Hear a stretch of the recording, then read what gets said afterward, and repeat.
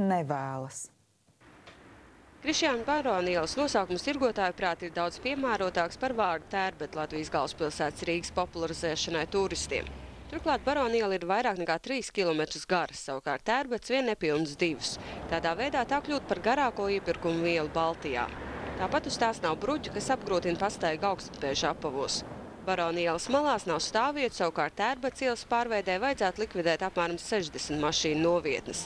Arī muzeja, teātru un deju klubu piesaistīt tos cilvēkus, kas vēlas ne tikai iepirkties, bet arī izklaidēties. Šobrīd Barona ielas pārveidošana par gāju ielu neprasa itin nekādas lielas izmaksas, izņemot, teiksim, uzlikt zīmi, un mēs varētu sākt ar to, ka sestdienās, svētdienās viņa ir gājēja iela. Tāpat neizstumt mazos veikaliņus. Tie nepieciešami, lai piesaistītu turistus un atšķirtos no citu valstu gājēju ielām. Ir dažādi piemēri, piemēram, no Vācijas, Krefeld, Hochstraße. Tā ir iela, vienā pusē ir ļoti ekskluzīva, otrā pusē ir ar vispār vienu eiro veikalu. Tas strādā arī to konceptu.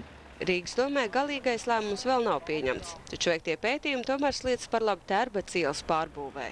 Šobrīd ir veikts viens pētījums, kas saistās ar to, kas ir labāk gājēja iela Tērbetas ielā vai Barona ielā no transporta viedokļa.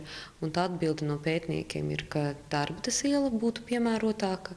Tad arī Tērbetas ielas uzņēmējiem, nekustamo īpašumu īpašniekiem un iedzīvotājiem tika jautāts, kā viņi uz to skatās. Vairākums atbildēja, ka viņi tā kā vairāk vai mazāk piekrīt tā idejai. Iedzīvotāju viedokļi atšķiras par to, kur iela pārbūvē būtu labāka. Barona man vispār labāk patīk, bet nezinu, kādas no praktiskā būtu. Kāpēc Baronas? Labāk? Nezinu, viņa tāda mīlīgāka. Man vienkārši patīk labāk. Es domāju, neviena, ne otra. Kāpēc? Nē? Būtu pārāk daudz jāmaina satiksmes organizācijā. Labāk, lai Rīgā nav gājēju ielas. Nē, Vecrīgā ir ļoti labi, ka ir gājēju ielas, bet šeit, es domāju, noteikti nevajag. Tērbets noteikti būtu labāk. Kāpēc? Tādēļ, ka pirmkārt viņa jau, manuprāt, šobrīd jau pati par sevi ir vairāk gājēja, respektīvi kaut vai nav sabiedriskā transports, un labi, te šī galā ir, teiksim, pirmais trolejbus. Otrām kārtām tas, kad, manuprāt, arī tīri šobrīd, teiksim, tās tirzniecības vietas ir jau, kā saka, tā niša jau savā ziņā tāda kā ieņemta. Tur ir veikali un ir blakus tramvajs netālu no Tērbetas un autobusā arī. Uz Barona ielas kā reiz būtu tramvajs, tur pastaigā pa veikaliem vienkārši tramvajs? Tur ir, bīstami staigāt, jo ir tramvajs, ja bērni, tur būs daudz ko jādara, lai būtu droši tā staigāt. Tirgotāji noraida bažas par tramvaju bīstamību, esot daudz piemēru Eiropā, piemēram Vācijas pilsēta Berna, kur gājējiem šis transporta līdzeklis netraucē.